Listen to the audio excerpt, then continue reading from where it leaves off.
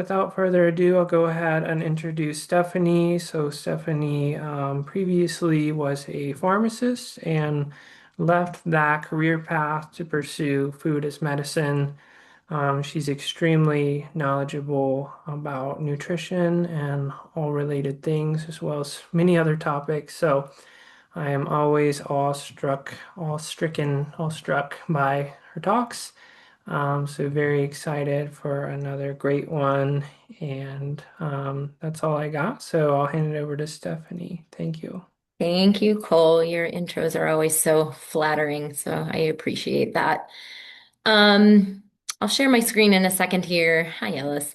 But I want to just kind of briefly say a few things about who I am. I know those who are live with me here have already heard this, but as Cole said, I'm a former pharmacist, and that experience working in the field for 6 years in the retail setting. Um, Taught me a lot, and I kind of credit the experience for the iconoclast that I have become. And I have taken to the joke now that I am a former pharmacist and I'm only interested now in dispensing red pills.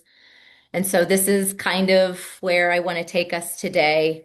Let me go ahead and share my screen here so we can get that part going. Okay, yeah. So the untold story of modern medicine is what we're going to be chatting about today. Um, and I really enjoy speaking about this topic because, for me at least, I feel like it gives a lot of clarity as to why our healthcare system functions the way that it does. Which, frankly, it's a pretty broken system. Obviously, it's a for-profit model, which is replete with all sorts of issues just inherently there. But I also consider it to be kind of inhumane, and it is getting worse. And so this narrative that I'm going to share will shed a lot of light on how we ended up where we are. And it's not a secret narrative. It's an untold story, but it's not really all that fringe, except for the fact that a lot of people haven't heard it. And it's not really, disputed. It is a well-documented, factual history. Excuse me. And it's basically been kind of hiding in plain sight. And I believe, from my perspective, it makes sense why it's been absent from public discourse, and certainly why it's not a story that is taught in people who are studying to be medical professionals. Because, as I think you will see, it is a story that doesn't really cast our healthcare system in a particularly positive light. But, again, that said, it explains a lot. So, without further ado, I'm going to just jump right into this because there's a lot that I want to cover. Oh, and first, I want to mention that the first part of this talk will be focused on this story, which is frankly a little bit on the dark side. But I don't like to lead people into the dark and leave them there. So the second half of this talk will be a discussion of some like heartening things that are kind of unfolding in terms of a potential paradigm shift, which I think we desperately need when it comes to healthcare and medicine in this country. So I want to start by sort of panning out and framing this talk by looking at the power of stories. So I want to explore a little bit how cultural myths and stories play a really profound role in shaping the way that we perceive and inhabit the world and our lives. So, when I'm talking about myths in this context, I'm referring to the web of assumptions that are collectively held by a culture about the nature of reality. So, these cultural myths are ultimately attempting to answer the really big questions in life: who we are, why we're here, where we're going, and what really matters. So these stories are very impactful and important. They play a really big role in shaping our belief systems, not just on an individual level, but of course on a collective level as well. They shape our values, our sense of identity, our ideas around what is real and what is possible, so our perceived limits, what we're capable of. And I think really relevant to this talk about the medical system, they also shape our consent, so the things that we're willing to say yes to. So these stories are obviously really powerful, but it's important and interesting to note that they are not absolute truths. They are rather interpretations bestowed upon us by other human beings, and they're essentially just attempts at, interpretations of understanding the nature of life and the world. And so, even though they're not absolute truths, they are certainly presented to us as if they were, and so they are therefore often accepted without question. We're born into them from, a very young age. This is the story that we're told. This is who you are. This is how the world works. And so these cultural myths play an important role in terms of granting us a sense of cultural meaning, again, at the individual and the collective level. But at the same time, they act as invisible barriers that limit our imagination. And I think you could argue that they ultimately limit our human potential. So, if we want to go a little bit deeper into this exploration of cultural myths, we can ask, oops, let me back up. I missed this piece. So, I want to talk about some of the foundational myths that kind of undergird the modern Western worldview. And so, among them are the myth of materialism, which is the story that only physical matter is real. The myth of objectivity tells us that we as humans can objectively interrogate nature and the nature of reality without projecting our own biases and worldviews, and also without actually causing an effect on that reality that we're investigating. There's the myth of progress, which tells us that it is inherently good and the ultimate purpose of humanity. Individualism tells us that we're separate from one another and from our environment. And then the myth of scientific supremacy asserts that the only legitimate way of investigating reality is through the strictly materialist application of the scientific method. Okay, so now to go deeper into this exploration, we could ask questions like, how were these cultural myths and these stories constructed? Essentially, were their architects? And I like exploring this topic through this lens because I think it helps, for me at least, to ground into the understanding that these myths and these stories were sculpted by other humans. And so they are therefore shaped by those individuals' perspectives and worldviews, not just of their creators, but also those who promote and are the purveyors of these stories. So once we understand that these cultural myths are in fact just stories, that begins to open up even more room for us to ask deeper questions like, are these stories still serving us? Or were they ever serving us for that matter? And then if not, what else is possible? What other stories could we be telling ourselves about, what is real? So the cool thing about modern myths is that we can look back into the not too distant past and get a pretty clear understanding of who the architects were, and again, who their promoters were. And then we can also speculate with some degree of certainty, I would say, as to these individuals' values and their motives for promoting a certain worldview. So myths tend to operate in nested layers, essentially. So you have those foundational myths, like the ones that we just talked about. And then from those foundational myths spring smaller and more like field specific niche narratives. And that's kind of where we're going to go in this talk. I want to focus on the myth of modern medicine, and we're going to look at the origin story and then trace the story arc that leads us to the current, present day moment where these have become the dominant worldviews and paradigms. So, for the purposes of this talk, our story is going to begin at the point where traditional healing gave way to a more industrialized model of healthcare, like the one that we have today. So, this story really begins at the turn of the 20th century. So, before the 1900s, traditional medicine was the model of medical care that was practiced in the United States.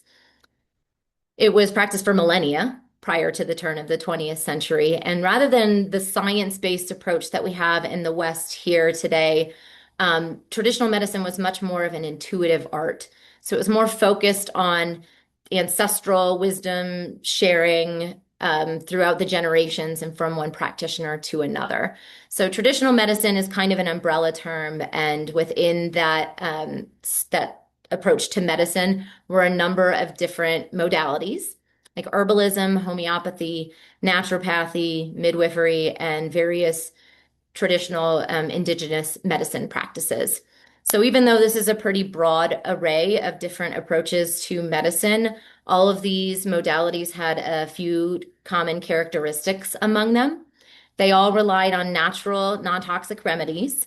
They prioritized holistic and preventative care.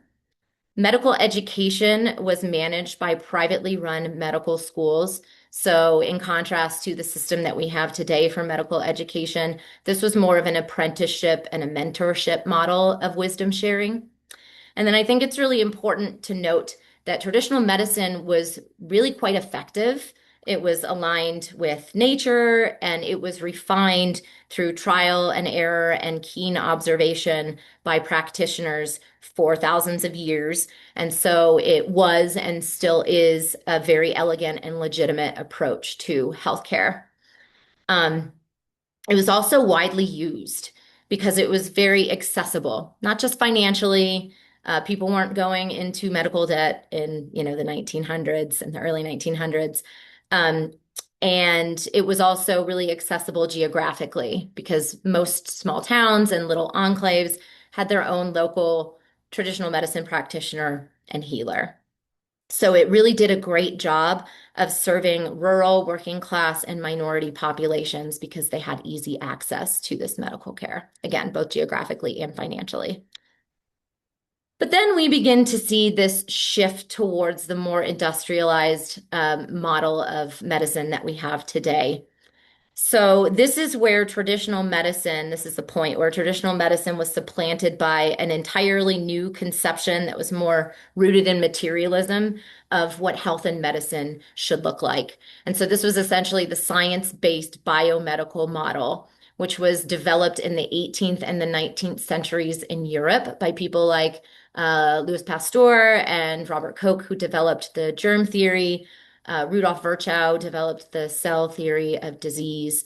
And so this new conception of healthcare and medicine developed in these earlier centuries in Europe, and then they were exported to the United States and arrived here in the early 1900s.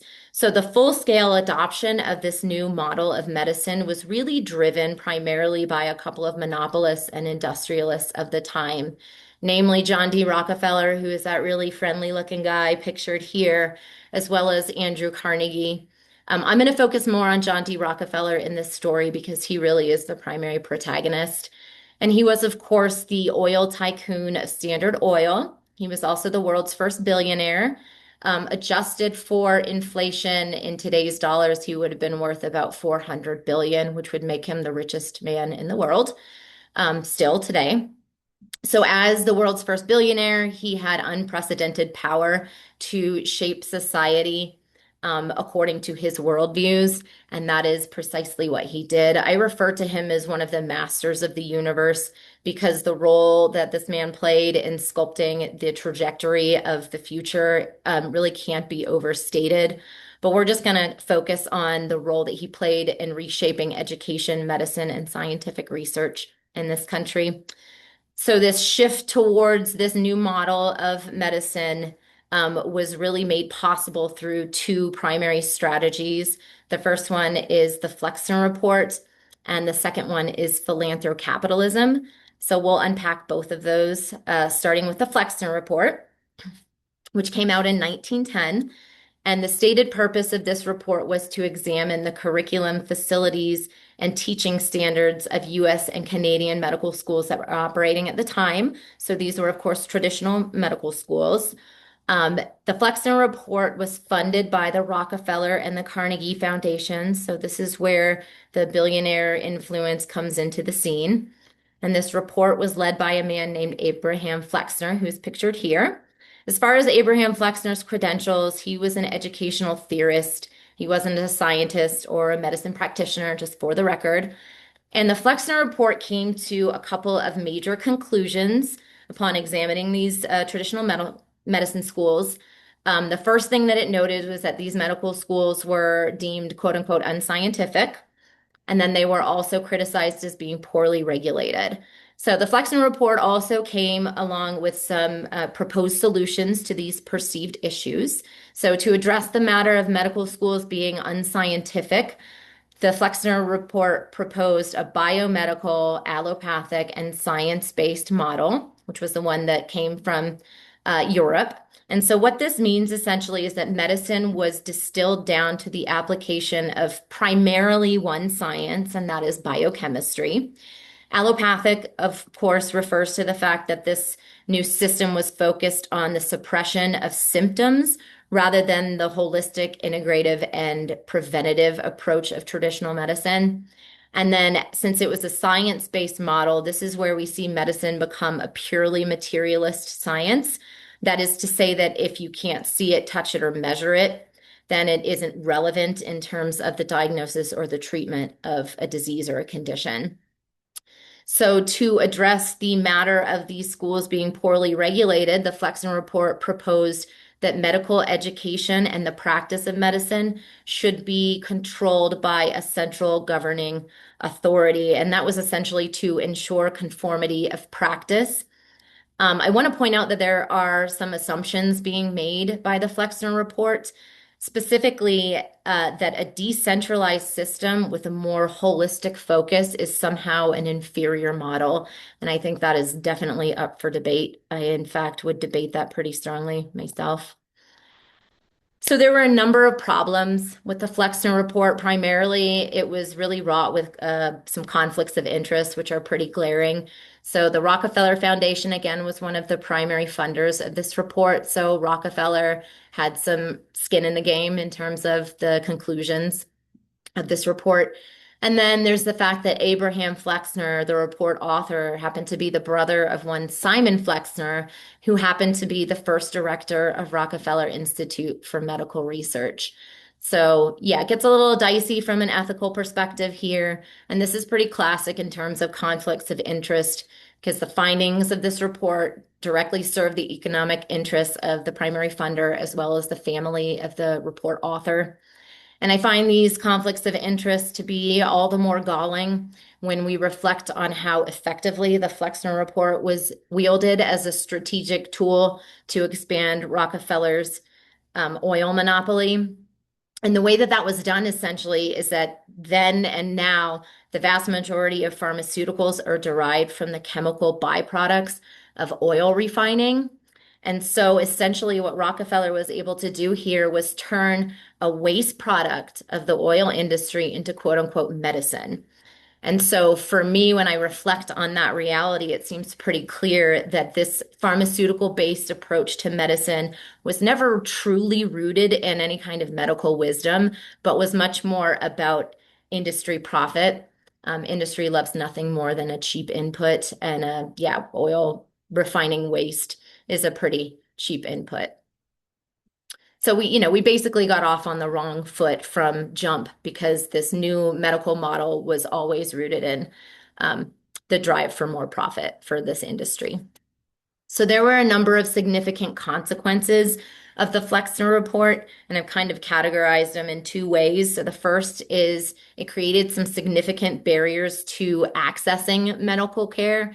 And that's because as the Flexner Report kind of gained traction, traditional medicine began to lose its funding, its legitimacy, and then ultimately it lost public trust.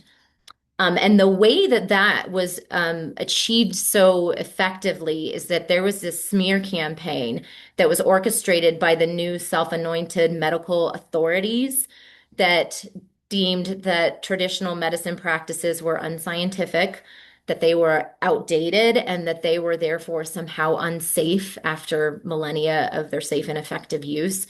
And then, of course, in this narrative, the biomedical model was elevated as the only legitimate approach to medicine. So this campaign, sort of spawned by the Flexner Report, led to the closure of the majority of traditional medicine schools that were operating at the time. About three-quarters of these schools were shut down over the next 30 years.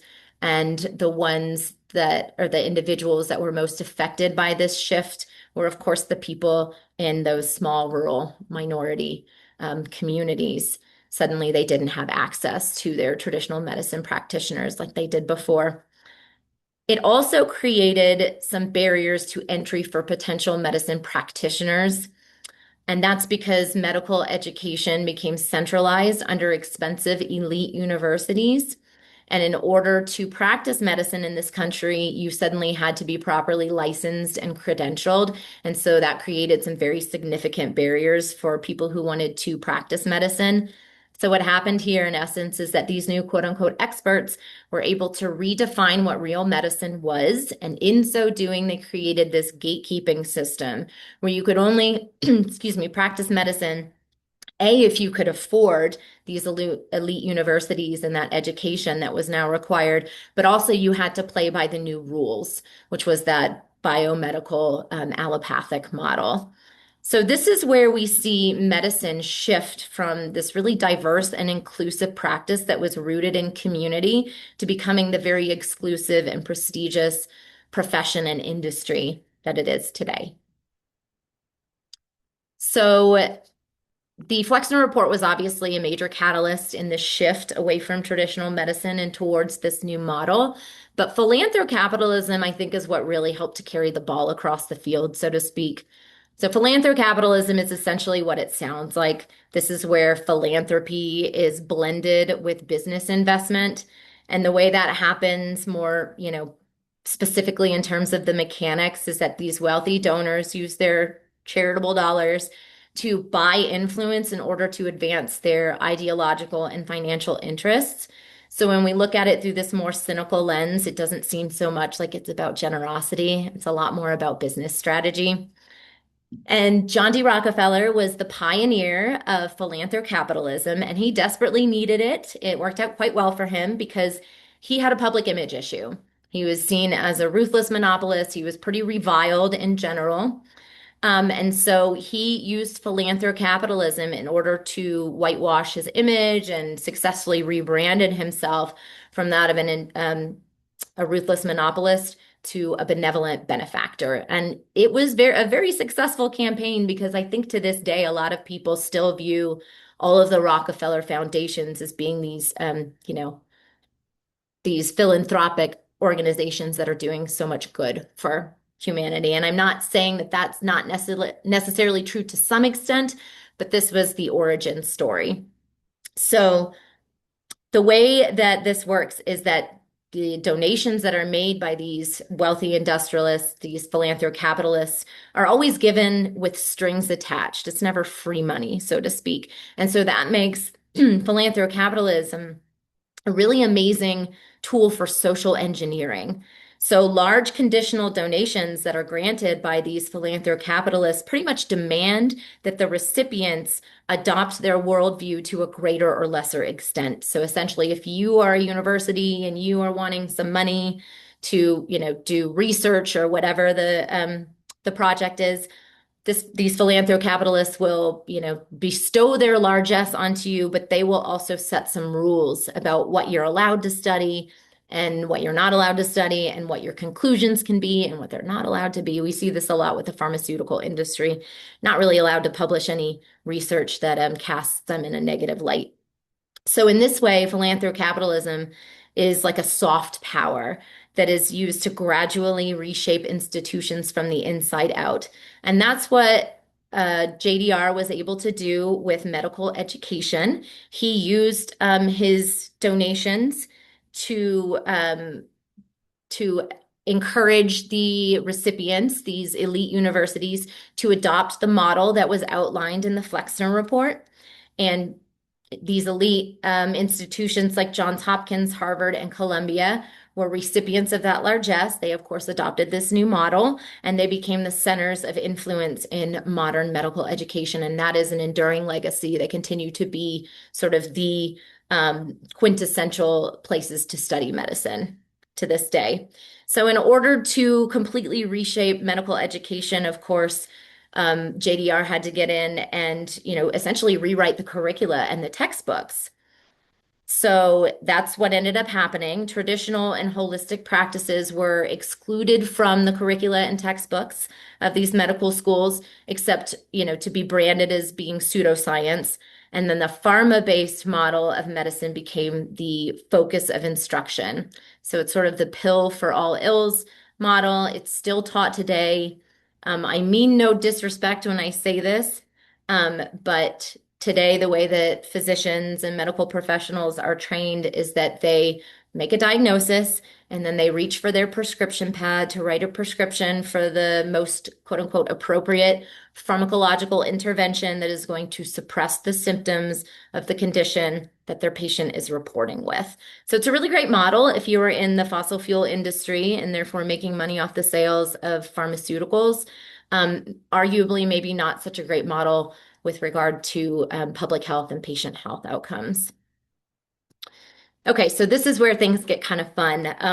One of the most consequential long-term outcomes of the shift towards the more industrialized model of medicine was the birth of the medical industrial complex. And this is an interesting backstory here. The historical context, I think, is really relevant and interesting because the medical industrial complex actually sprang directly from the military industrial complex. So I want to break that history down just real briefly here. And it begins with World War II. During this time, the United States government was funneling lots and lots of money into science, technology, and industry for supporting the war effort. So this is essentially what gave rise to the military industrial complex, because now corporate capitalism was married to the waging of war. And so war became profitable for these industries. So after the war ended, these powerful industries lost their primary revenue stream, and so they were repurposed wholesale for the service of medicine. So I want to kind of pause and reflect on the energetics that are implied here. We have these industries that were supporting war, i.e. murder, and then they are repurposed for the service of medicine. So murder to medicine, that feels a little dicey to me. And that's not just me sort of like pontificating and some sort of woo-woo sense that I get about this being dark. I can give you a concrete example. So Bayer is, of course, a really powerful pharmaceutical corporation. They also got into the business of agrochemicals when they acquired Monsanto. Back in the 1940s, Bayer merged with the German chemical conglomerate IG Farben. And IG Farben has a pretty terrible, notorious reputation because this corporation was very closely aligned with the Nazi regime. So closely aligned, in fact, that they were charged with crimes, charged and convicted of crimes against humanity and war crimes after World War II in the Nuremberg trials because they were profiting off of slave labor. They were providing the pesticides that were used in gas chambers to commit mass murder. And then, more specifically, to the Bayer arm of IG Farben, they were convicted of testing pharmaceutical drugs on unwilling human subjects, specifically in Auschwitz. So, this is some really dark stuff that this corporate conglomerate was engaged in, all in the name of making money, all in the name of profit. So after the war ended and IG Farben was charged and convicted of these crimes, Bayer ended up distancing itself, obviously, and became its own corporate entity again. But the same infrastructure, personnel, and leadership that was complicit in war crimes was again repurposed for providing medical care to the people of this country. So, just a little bit of editorializing here. I believe in rehabilitation and redemption for, I would say, most humans, perhaps not all. But I certainly would not extend that courtesy to corporations because they don't have a body to incarcerate or a soul to save. And if these corporations are willing to commit war crimes in the name of generating profit, then perhaps they are not the people that we should be trusting with purveying our healthcare. Just my 2 cents. Okay, so that's the history. Now I want to focus on some of the key features of the medical industrial complex. And of course, at the center of this is the pharmaceutical industry and the massive amount of power and influence that the pharmaceutical industry has in this medical industrial complex is primarily thanks to John D. Rockefeller because he managed to successfully link the practice of medicine and the fossil fuel industry economically. So now they're tied together. And this is why we see the synthetic, patentable, and petroleum-based drugs replace all the natural remedies that were used in traditional medicine. So another key component of the medical industrial complex is this idea of corporate medicine. And this is the predictable outcome of merging corporate capitalism with medicine, just like merging, war in the military with corporate capitalism. You get some kind of a Frankenstein monster. And so what we have now in this country is, of course, a centralized healthcare system that is absolutely dominated by corporate entities. So it's layer upon layer of corporate interests that are involved in the healthcare system here. We have pharma, of course, but we also have the insurance industry, lab and diagnostics, medical equipment, admin. So there are just a lot of corporate fingers in this healthcare pie. So, one of the main issues with corporate medicine is, of course, that it is inherently focused on profits, which means that it's not focused on patient health outcomes. You can't have it both ways. So, medical decisions, whether practitioners are aware of it or not, are kind of like built in. It's built into the system that medical decisions are going to be driven by profit motives and not necessarily by patient well-being. So this is why we see the treatment of chronic disease being incentivized because that represents a long-term revenue stream for these corporations. And this isn't anything like, super insightful. It's been said a million times before, but I think it deserves repeating. And that is that in a for-profit healthcare system, cures and prevention are not good for business, and healthy people make terrible customers. So when we state it this way, real plainly, it becomes super clear that there's just an inherent ethical misalignment in a for-profit medical system. It's essentially a zero-sum game, right? Both sides cannot win, and I think it's pretty clear which side is winning when we reflect on where we're at with our healthcare system today. I'm always a big fan of quotes, so I've got a couple of quotes here that I think are really great at encapsulating, what we're dealing with our current healthcare system. This first one comes from excuse me, Dr. Relman, who is a former editor of the New England Journal of Medicine. So I think he's quite qualified to make these kinds of statements. And he said the medical profession is being bought by the pharmaceutical industry, not only in terms of the practice of medicine, but also in terms of teaching and research. And this is, yeah, I think that really says a lot because, as I said before, it's, medical practitioners and physicians aren't, I think, um, you know, performing in an unethical way or acting in an unethical way. They've just been sort of um, indoctrinated into this system because this is the way that medicine is taught. He continues, the academic institutions of this country are allowing themselves to be the paid agents of the pharmaceutical industry. That certainly was my experience in pharmacy school. The second one comes from an anonymous former pharma executive. And this person said there's no money in healthy people and there's no money in dead people. The money is in the chronically ill. And there are a lot of chronically ill people in this country. So there's a lot of money being made. Okay, so we are about 100 years plus or minus into this new paradigm. So I think it's an appropriate time to sort of pause and reflect on that question of like, is this still serving us? And what have the outcomes of this new paradigm been? So the outcomes have been pretty positive for some of the folks whose logos are posted here. But I wonder, not wonder, I have answers. I want to discuss how this new medical paradigm has affected the people. So, as always, there's good news and there's bad news. So, we'll start with the good news. I'm all about giving credit where it is due, even if sometimes I have to do that a little bit reluctantly. But it is certainly a valid point to say that when it comes to acute medicine and trauma care, the biomedical, like science-based approach to medicine is absolutely miraculous. It is unparalleled. It is accomplishing things that traditional medicine practices certainly could not have been able to do.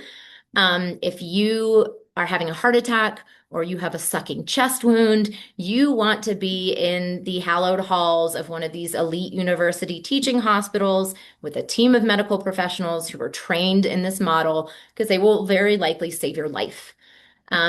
We also have these incredible surgical capabilities now where, if you need to reset a bone or you need a tumor resected, like that can be done. It's pretty amazing. There are a few classes of pharmaceuticals that I personally would agree are life-saving and life-enhancing when they're used appropriately, which is a super important caveat. So things like antibiotics, insulin, anesthesia, and pain meds, anticoagulants, and corticosteroids are very valuable, again, when used appropriately, which a lot of times they aren't. And then this biomedical model coupled with technology has given us the gift of some pretty incredible diagnostic tools that provide us useful data in terms of imaging in labs, very useful for making diagnoses and sometimes in the treatment of conditions. Now, on to the bad news. And this kind of relates to everything outside of acute care and trauma medicine. I want to deliver the bad news with some for me, pretty disturbing statistics here. So, the United States is ranked about 50th in life expectancy among other wealthy nations. So that's, um, not a great number. We spend about 2 times per capita on healthcare with objectively worse outcomes.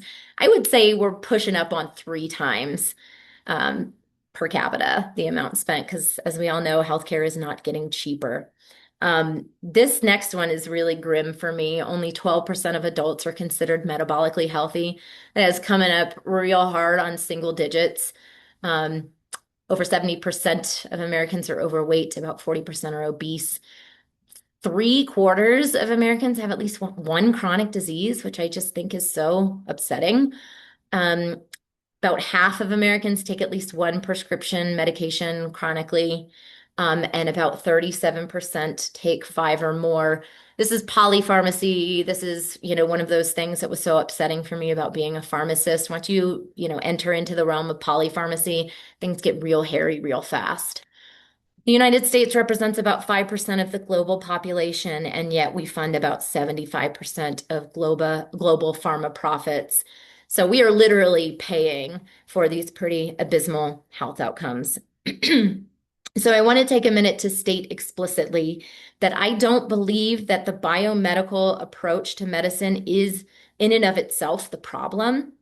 I think it's been much more about the implementation of this medical model because as we've discussed from the very beginning, it was all about this, corporate interest, profit-driven setup.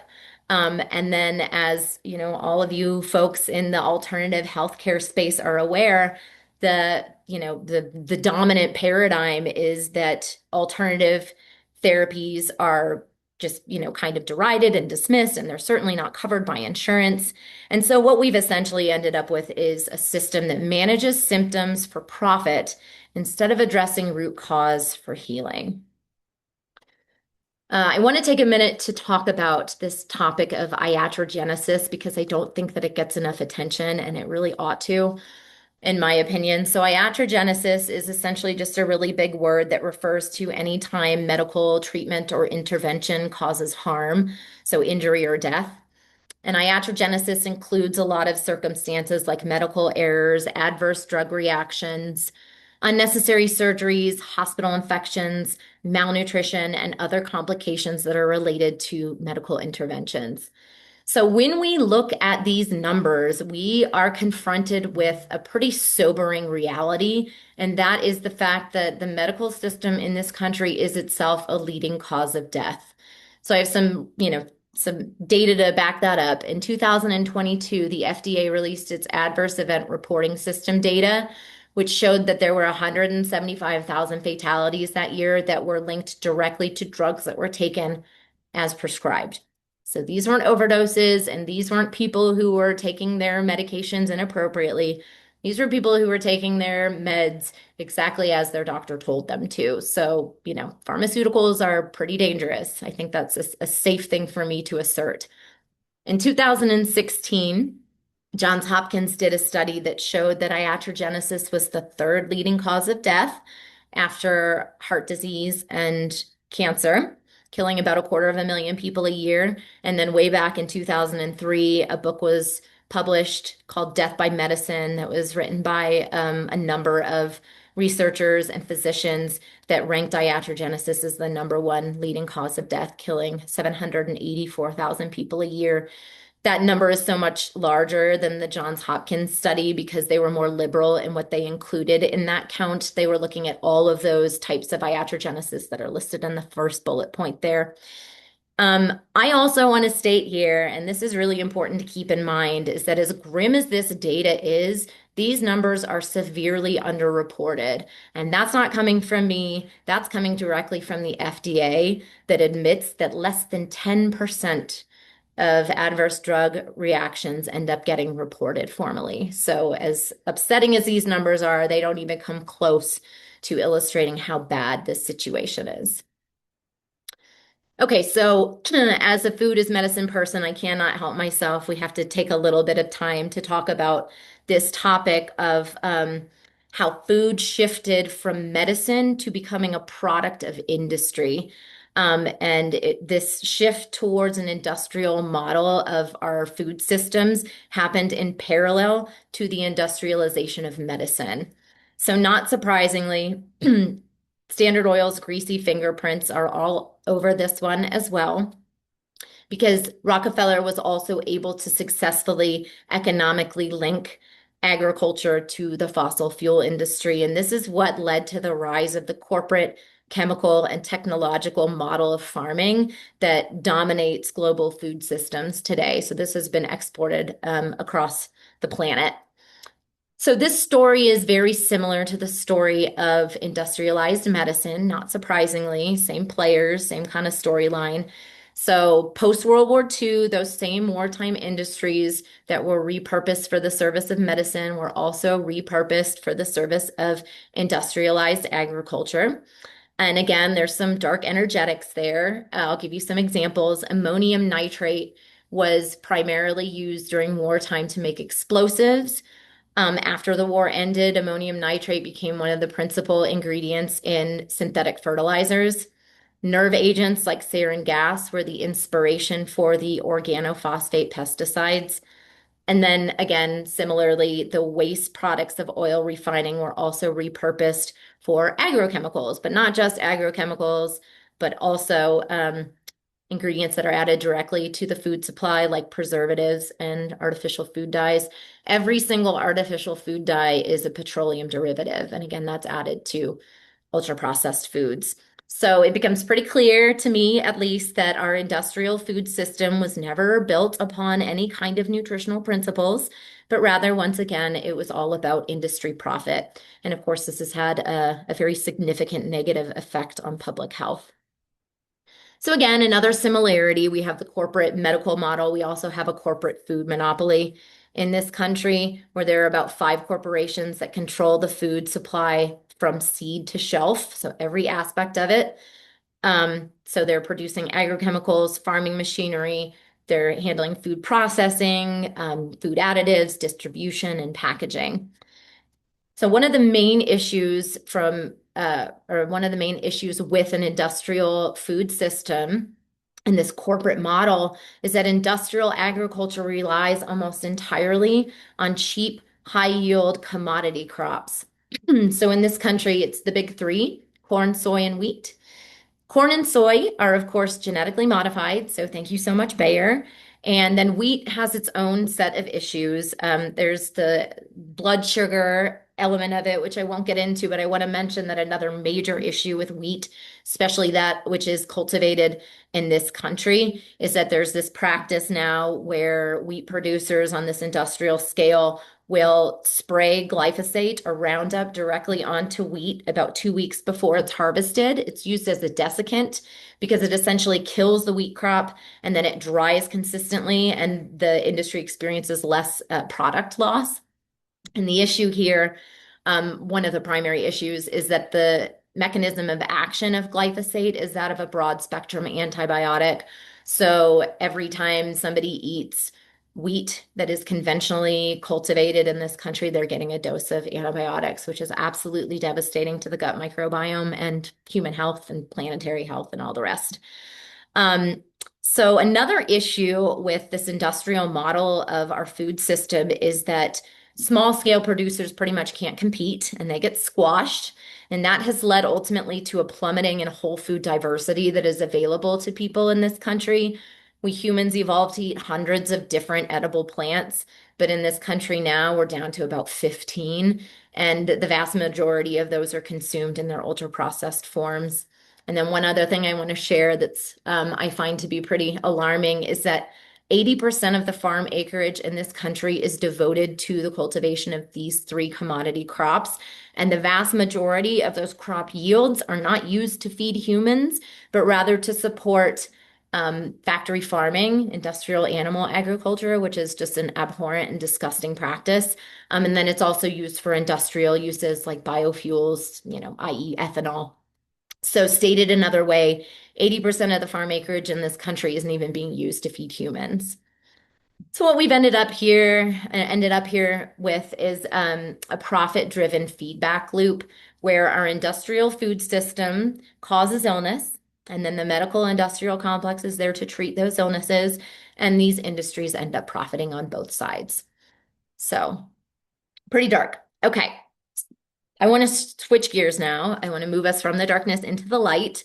Um, and so, in summary, what we've talked about is the way that these industrialists use their money and their influence to really deeply root the story of modern medicine into the structural systems of this country.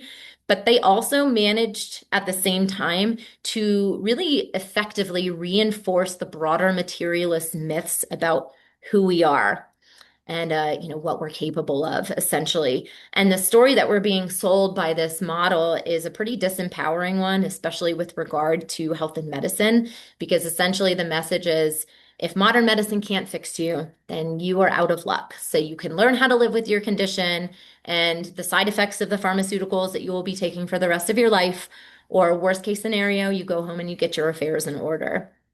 So, in my opinion, the positive thing here is that the current paradigm is really beginning to strain under the weight of mounting evidence that is coming to us through these amazing emerging frontier sciences like psychoneuroimmunology and systems biology and the science of the microbiome and kind of everything quantum is telling us a very different story that is far more empowering.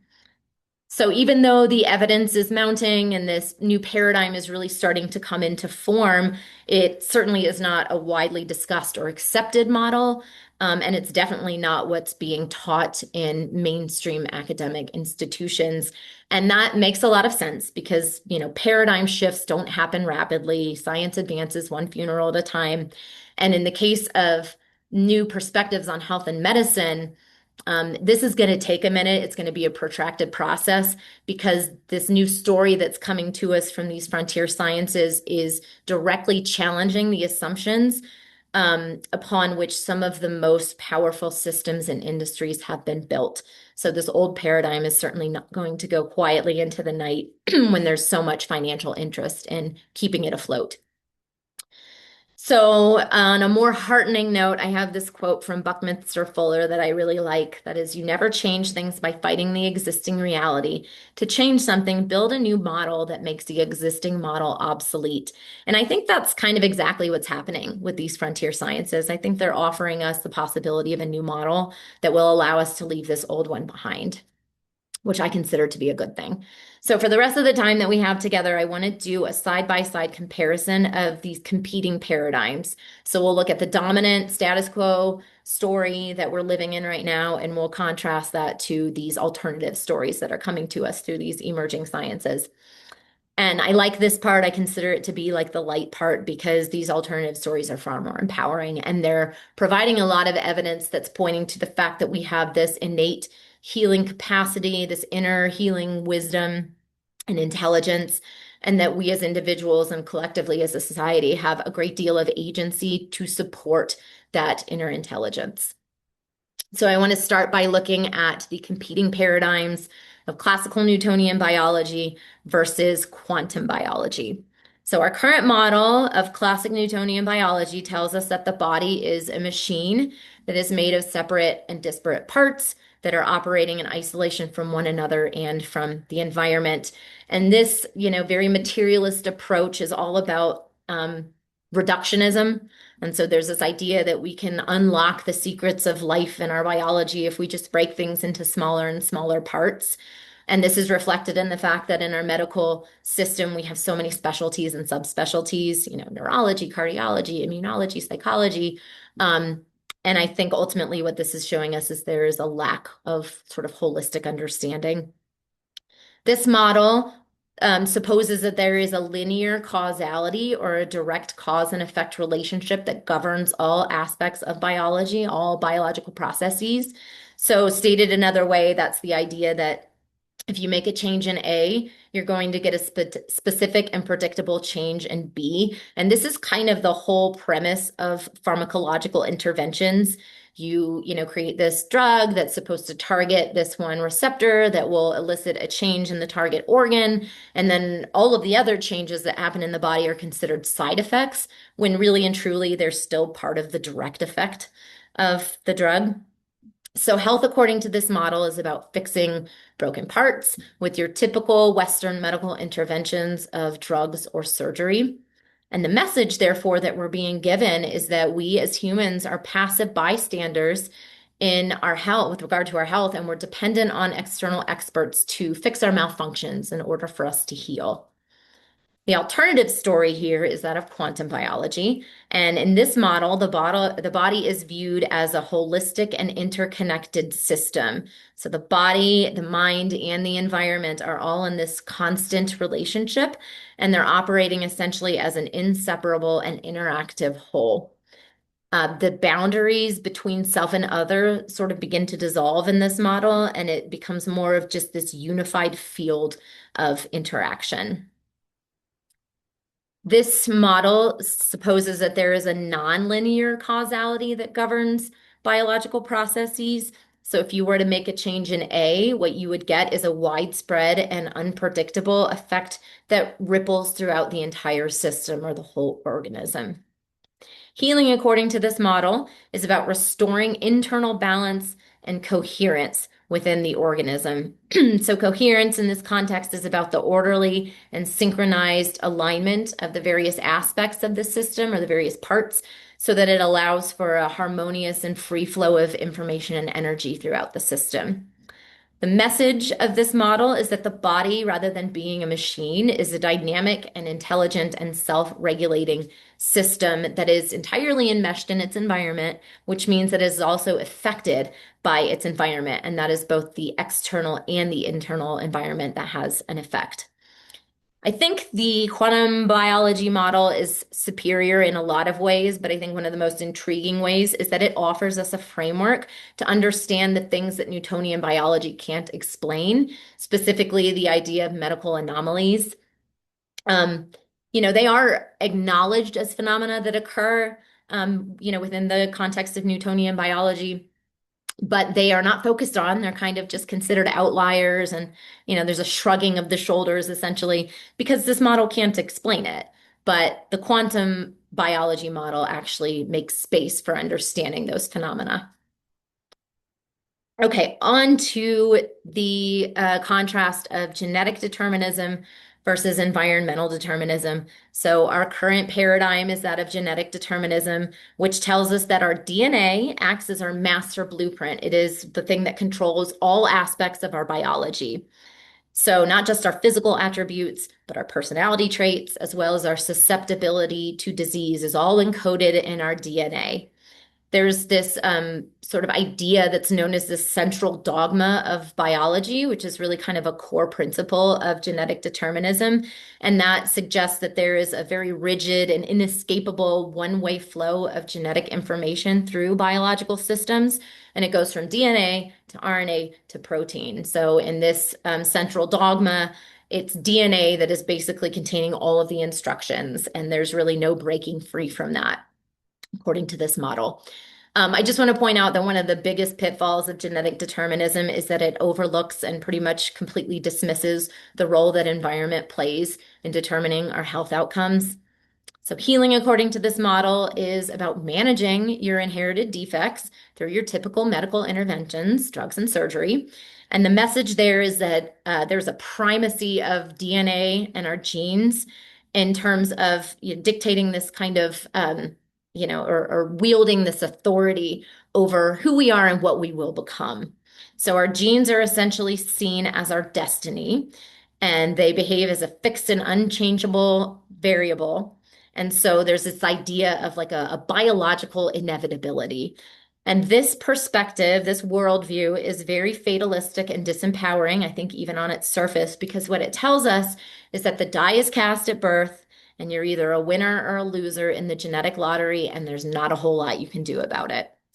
I guess just, thank your parents for what they gave you. The alternative story here is that of environmental determinism, and this views the environment as essentially an architect that plays a very significant role in shaping the way our biology expresses itself. So, this framework of environmental determinism is supported by the science of epigenetics, and epigenetics explains how the environment is able to affect gene expression. So, how it affects which genes get turned on and which ones get turned off. So, what epigenetics is showing us is that gene expression is, in fact, not a fixed and unchangeable variable, but it is rather very dynamic and responsive to the conditions of our environment. Again, both external and internal inputs. So, healing according to this model is about cultivating the environmental conditions that will support health. And the message then is that there is a primacy of environment rather than DNA and genes. And this suggests that we have a great deal of biological adaptability, meaning that we have a lot of agency in our biological destiny because how we live shapes how our biology expresses itself ultimately. So the body is not ruled by this static code of DNA, but the body is rather this living and highly responsive system that is informed by those environmental inputs. So if you optimize your environment, then you can make the argument that you could delay, prevent, and sometimes even reverse disease, even in people who are considered genetically predisposed. And there are a number of studies that support this idea, showing that a healthy diet, exercise, meditation, and having a strong social support system can all play a really significant role in how your biology expresses itself in terms of which genes get turned on and which ones get turned off. Okay, moving on to the germ theory versus the terrain theory. This set of paradigms has me kind of entranced. I find it so fascinating, not just because of the content of both of these theories, but because of the history and the story of how they came to be. Both the germ theory and the terrain theory were developed concurrently at the same time by two French researchers. Interestingly enough, they were both Frenchmen. The first one, of course, germ theory. Everyone's heard of Pasteur. His name is, it's a household name, essentially. But almost nobody has heard of the man who developed the terrain theory. His name was Antoine Béchamp. And so from a historical perspective, I really like this topic because I feel like it's another really great example of how politics and profit play a huge role in determining which ideas get accepted and institutionalized and which ones get dismissed and ignored and kind of relegated to the shadows of history. So, getting into it a little bit more deeply here, the germ theory, our current model, tells us that external microbes invade the human body and they cause infectious disease. So, in this model, microbes are the primary and direct cause of infectious disease. So, it's about whether or not you're exposed to them, it's their presence or absence that determines your health. And so, the body is seen as essentially this passive host that is vulnerable to attack by these foreign entities. So, healing according to this model is all about eradicating microbes, and therefore the message is with greater sterility comes greater health. So, again, I am all about giving credit where it's due. The germ theory is largely responsible for some major advances that have been made in terms of hygiene and sanitation practices.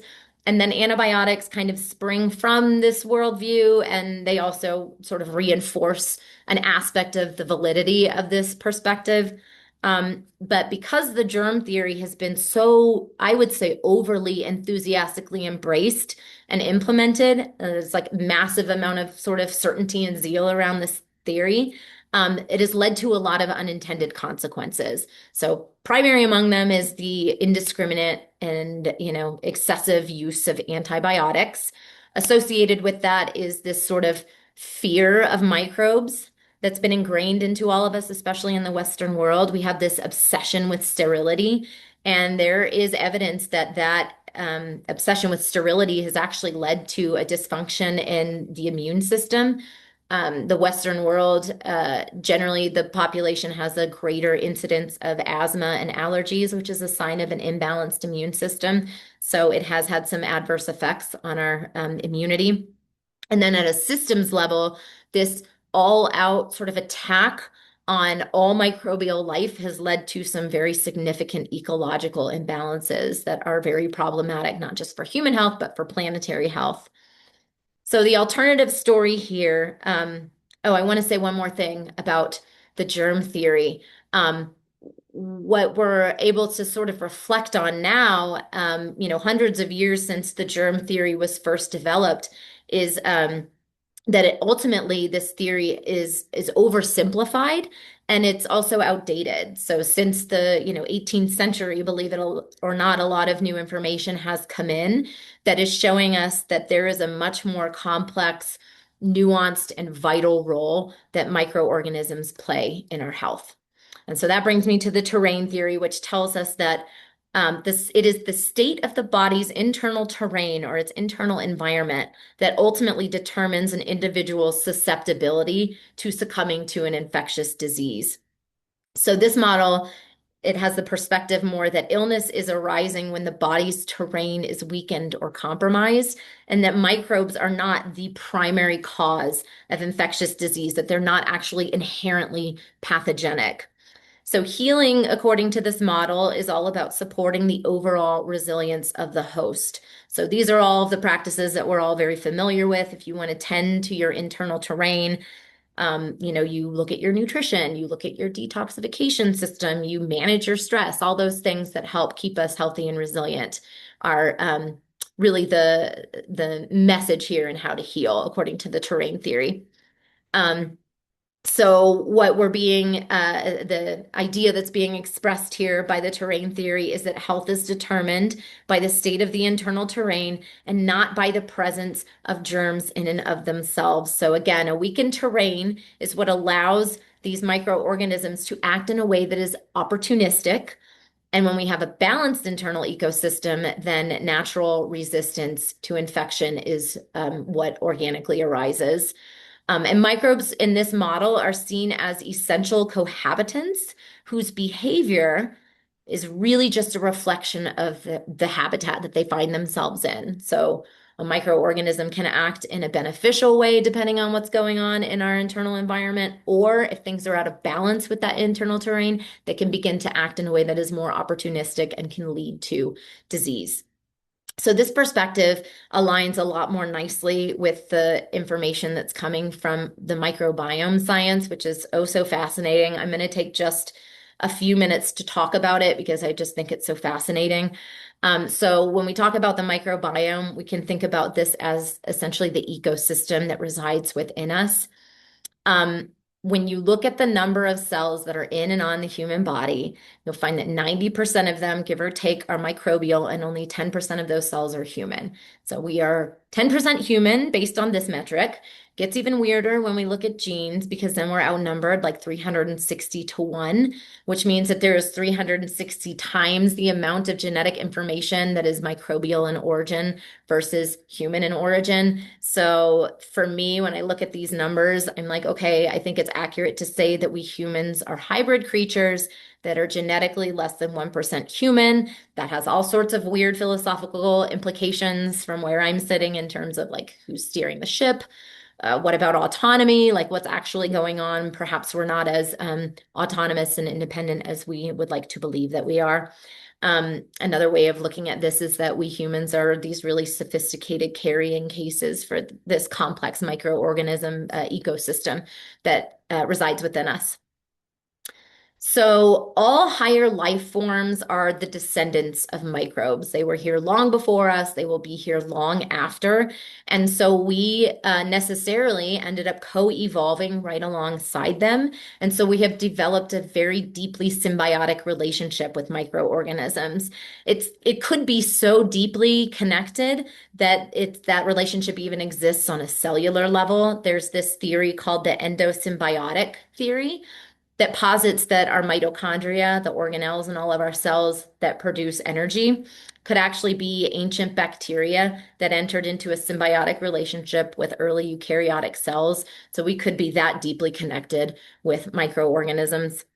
And then that symbiotic relationship is even further evidenced by the various vital roles that our microbes play in our general health. So, just to name a few of those roles, our microorganisms that live in our gut and our large intestine are what are actually capable of digesting plant fiber and resistant starches. We can't do that. It's our microorganisms that are digesting those plant materials. Our gut microbes are largely responsible for training our immune system to learn how to identify and tolerate our commensal bacteria, the quote unquote beneficial bacteria that we should have in our gut, and to identify the microorganisms that could potentially cause imbalance in that system. So those are targeted. Um, our microbes also can produce a lot of or several nutrients and vitamins. So specifically, our gut microbes can make vitamin B12, vitamin K2. They also produce short chain fatty acids, which are responsible for fueling our the cells in our gut lining. And then ultimately, our microbiome and our gut microbes are our primary line of defense and protection against infection, which again is an imbalance in that ecosystem. So, as opposed to what we're being told by the germ theory, what the microbiome science is telling us is that diversity and balance are key, and that our health is inseparable and completely dependent upon our microbial community. And it is the loss of that diversity that really ends up undermining our health. So it's not about eradicating microbes, it's about having a healthy, balanced ecosystem of microorganisms. Okay, moving on to the mind and the body. Our current story is still very much rooted in this idea of the mind-body dualism. So this is the oh so enduring echo of the Cartesian mechanistic way of thinking. I think it was back in the early 1600s that Rene Descartes famously split the body from the mind. And that is still the way that, the body and the mind are conceived of in the current medical model. And this is illustrated by the fact that still psychological and physiological processes are considered independent from one another. And again, this is represented in this sort of fragmentation of care where physical and mental illnesses are, for the most part, treated in isolation. You have the siloed specialties where, psychiatrists and psychologists don't really know much about gastroenterology. Gastroenterologists don't know much about human psychology. And so, again, this is kind of a reflection of that lack of holistic understanding. So, healing according to mind body dualism is about fixing the body and ignoring any emotional or psychological factors that may be at play. And this is a vice versa kind of situation. It plays both ways. And then the message that we're being delivered is that our mental and emotional states don't affect our physical health, and our physical health doesn't necessarily affect our mental or emotional states. So they're just operating independently from one another according to this model. The alternative story, of course, is the reunification of the mind and the body. I think the mind body connection is pretty broadly accepted by most people, which I find really interesting because that has not been reflected in the way that medicine is practiced. Um, so the mind and the body are completely interdependent. They're continuously interacting with one another. And this isn't speculation. This is like, this is fact. There's a lot of empirical evidence to support this idea that what happens in the mind does not stay in the mind. Our mental and our emotional states are actually biologically active states. And essentially, all of our thoughts are alchemized or transmuted into chemistry that affects our physiology. This is kind of exemplified by the idea of the gut brain or the heart brain. But we could go even deeper and get like trippier by recognizing that there's also a cell brain connection. And the way that this works is that all of our thoughts are generally associated with some sort of emotion, be them intense or not so intense. There's a link there between thought and emotion.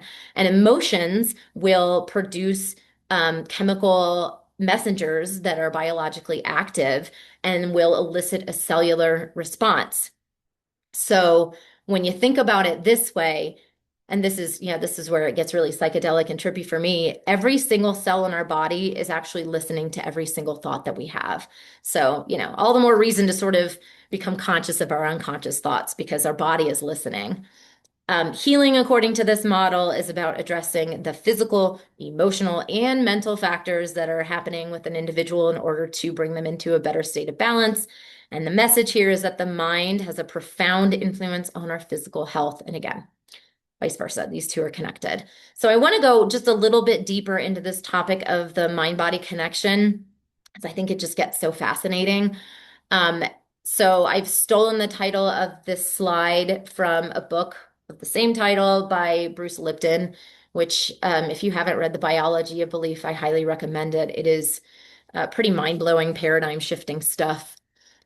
So for the purposes of this presentation, I'm categorizing the placebo effect and spontaneous remission as aspects of the biology of belief. So first, we'll look at the placebo effect, which is, of course, when an inert treatment, like a sugar pill or a sham surgery, ends up producing real and measurable physiological effects that move an individual towards greater health and balance. So essentially what's happening with the placebo effect is our thoughts, our emotions, and our expectations are what are actually eliciting and catalyzing the physiological response. This really highlights how powerful the mind is. Um, you could make an argument that the placebo effect is far more powerful than what conventional wisdom would suggest. There's evidence that suggests that the placebo effect could account for between 30 and 60% of perceived treatment benefits, depending on the condition that's being treated. And there was actually a meta-analysis done where 35 drug trials that were submitted to the FDA for SSRI, excuse me, SSRI treatment. This meta-analysis showed that up to 82% of the perceived treatment benefits could be attributed to the placebo effect. 82%. That's crazy to me. And then it's also worth mentioning that there are no side effects to the placebo effect, which is not a claim that can be made for SSRIs. They're actually pretty dangerous for a lot of people, very complicated. Not that they don't help some people, but then you could make the argument how much of that is the SSRI and how much of that is actually the placebo effect.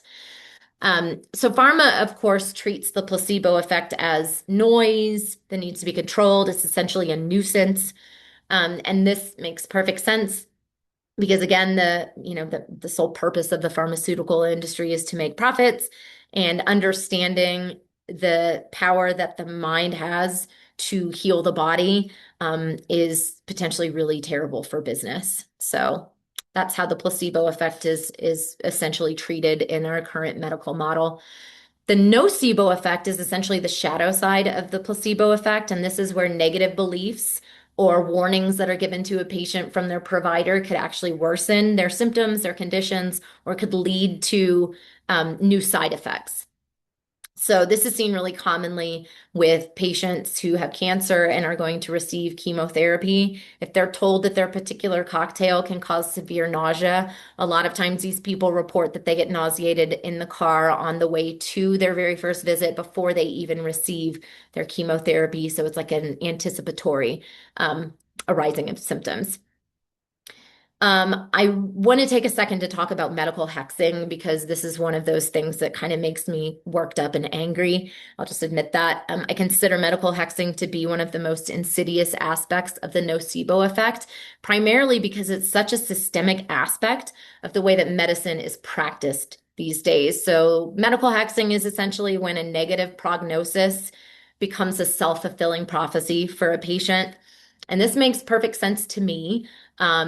I'm sure a lot of people have had this experience or they have loved ones that have had the experience of going to the doctor and you get a really scary diagnosis and that's followed by an even more disturbing prognosis. You have cancer, 6 months to live. This understandably will knock a lot of people right out of their parasympathetic, relaxed and balanced state into a state of chronic fear and stress, into sympathetic overdrive. And when we are in that side of the nervous system, our immunity is suppressed, We are not able to fully express our regenerative capacities. It can be a massive blow to our mental resilience. And a lot of times it shakes the faith in a person's ideas around their ability to heal. So it can be really damaging. It is. It's like a curse. And I think the main issue I have with medical hexing is that from my perspective, it's ultimately just a failure of imagination and even humility on the part of the medical system and sometimes even the practitioner themselves who are delivering this news. And it's always disguised as some sort of clinical expertise.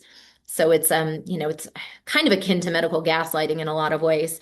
And this is kind of the take-home message for me with regard to medical hexing. That is that the medical system's inability, or sometimes its unwillingness, to cure a condition does not equate to the body's inability to heal. Those are two very different things. And I think that's kind of the take-home that I want to impart here. Moving on to spontaneous remission. This is, of course, when an individual experiences an unexpected recovery, complete resolution of their symptoms or condition without conventional treatment, or really any time that a person's healing defies conventional understanding. So, with regard to the mind body connection, there are some common characteristics that people who have experienced spontaneous remissions have reported. Among them is that a lot of these people have like a shift in their attitude and their perspective. So they develop a different relationship with their diagnosis. A lot of times people will have a renewed sense of purpose because when you're faced with your mortality in that kind of way, you start to take stock and inventory of your life. And a lot of times people come to, really healing conclusions about what their purpose is in life. Gratitude is a really common theme. People focus more on the things that they do have rather than, the fear associated with their diagnosis. And then ultimately, these folks report that they had developed a very deep trust in their body's ability to heal. So, what this tells us essentially is that the body is capable of self-correcting under the right conditions, and that our inner healer is very powerfully activated through these kinds of mental shifts. And the mind plays a really profound role in physical transformation. So, the message that we're being imparted here through this idea of the biology of belief is that in order to heal your body, you must also heal your mind. Okay, so this is the last set of paradigms I want to sort of explore. And this final set is really more related to philosophy than it is to any sort of scientific theory. I am not a philosopher, very far from it, so I'm going to keep this very surface level. And I'm bringing it in because I feel like one of like the most foundational myths that a culture has is around the story that it tells itself about the nature of consciousness. So here in the Western materialist realm, the story that's being sold to us is that consciousness is an epiphenomenon of the brain, meaning essentially that it's the brain that produces the mind or produces consciousness, and it's just a passive byproduct of this brain activity. And so, sort of following from that premise, it is assumed that that consciousness or the mind is entirely bound to the body and localized within the brain itself. And so then if the physical body and the brain die, then that should mean that that a person's consciousness or their mind ceases to exist. So the message that we're being given here is that the mind is just this, again, this epiphenomena. It is a passive byproduct that is just observing this objective and fixed reality. Consciousness essentially in this worldview has no effect on matter. And then to kind of extrapolate this idea into something more existential, what we're being told with this materialist narrative is that we essentially as humans are these isolated, powerless entities that are just passively witnessing, the world happening outside of us in this indifferent and cold mechanical universe. So that feels really like bleak and awful for me. It doesn't really resonate with me at all, this story. The alternative story, however, is that of one that views consciousness as a creative force. This is really kind of the central tenet in a lot of mystical traditions. And quantum science is finally starting to catch up to what the mystics have known for millennia, which is interesting. But consciousness in this worldview is seen as the fundamental ground of all reality. It is essentially the source of everything. And the brain in this model is not what produces consciousness, but rather it acts more as an antenna that is able to receive and interface with this ground of all reality, universal consciousness, the quantum field, whatever name we want to apply to it.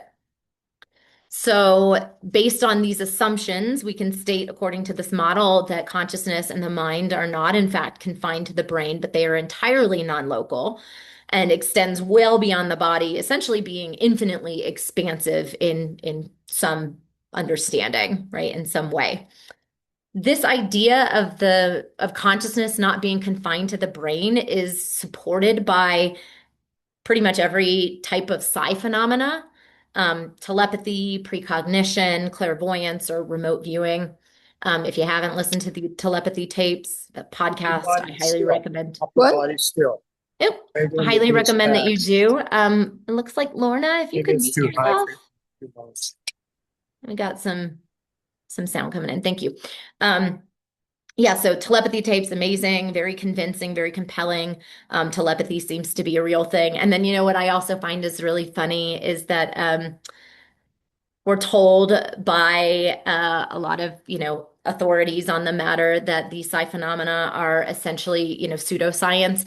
But the CIA has been really interested in remote viewing for a very long time. So the CIA is taking this stuff very seriously, just kind of as a side note. So the message here is ultimately that the mind is an active participant in the shaping of our reality. And this claim is supported again, like science catching up, through the observer effect, which tells us that our attention and our energy actually affects how reality manifests itself and behaves.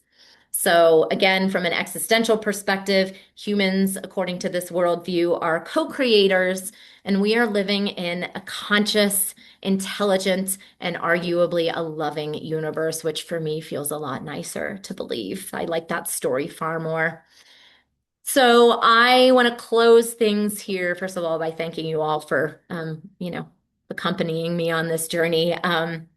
And I want to leave you with what I hope is a thought-provoking rhetorical question here, which is what if we are far more powerful than we have been conditioned or even allowed to believe? I personally believe that this is the case.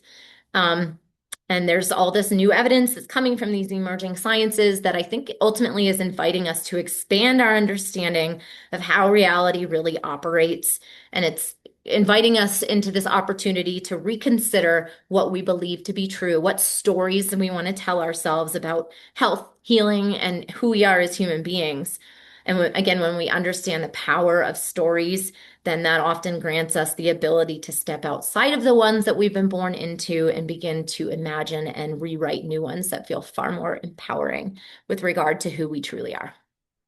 So that's what I got. I know that, let me see, what time are we at? Yeah, so I mean, I've got 4 more minutes before um, the stated ending time here, but if y'all want to throw some questions at me, I'm happy to answer any that you may have. Or comments or, whatever.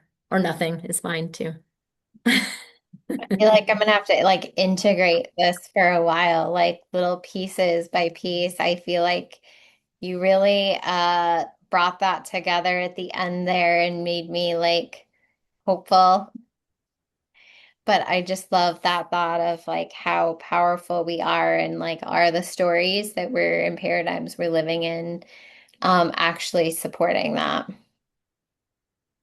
Yeah, I thank you for that reflection. And I probably made this comment to some of you before, but I'll repeat it now. I used to say that I was really cynical, and now I'm realizing that I'm just able to sense the cynicism that exists in the world. And it's just unfortunate that, at least from my perspective, there is a lot of cynicism embedded in, all aspects of our lives. I could make that argument, but certainly in this medical paradigm where it's not an empowering one. It's not like, hey, we have the ability to heal ourselves. There's evidence that people have done exactly that. Um, And it makes a lot of sense as to why that's not been the narrative, because it challenges or it puts into jeopardy these profit margins. So, and other power structures and all, it's all kind of built on the same sort of deception, I would say. I think talking about the quantum um, theory of healing and biology is something too that every time I hear you talk about it, sort of like stirs this like um, pulsation. I don't know how else to describe it Hmm. within me about like what is possible. And it's almost like overwhelming, right? Of the possibility that exists within our physical bodies and what exists around that. And it's exciting. I think taking little steps at a time. Hopefully, some of us out here are taking those little steps slowly and building these bridges between these models to, um, yeah, find a pathway and redefine it. But I really love when you bring that up, and it also stirs just this sort of like it's scary too, right? Like it's not contained. Hmm.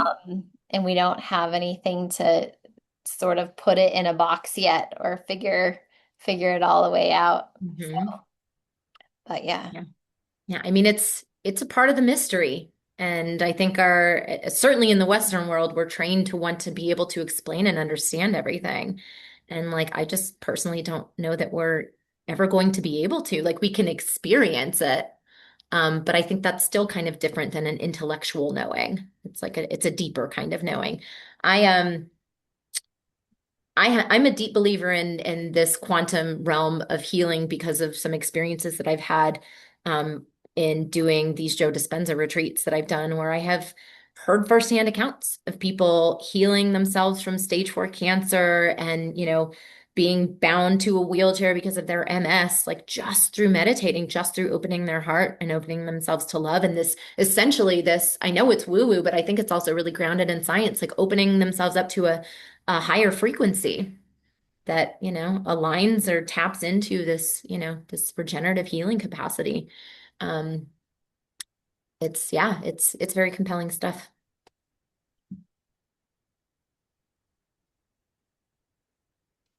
Cool. Well, there's nothing else. We'll just wrap it. Thanks for letting me talk at you for a full hour and a half. It's Thank really you. fun for me. And people will let me rap to them about these things. Well, we appreciate it for sure. So thank you so much. Uh, yeah, At least 10 minutes. we'll maybe see you next time. Yeah, You feeling frisky and want to put this much work into another talk. I can. it's a pleasure. Yeah, I'll definitely come to you with more when I have it. Thank you for providing me with this platform consistently. It's so much fun for me. Thanks for coming, y'all. Thank you, Stephanie. I always appreciate what you share. It's so thought-provoking. I really enjoy it. Mission accomplished. Yay. Thank you for that feedback. All right, y'all. Enjoy the rest of your Sunday, and I hope to see you again real soon. Ciao. Bye. Bye.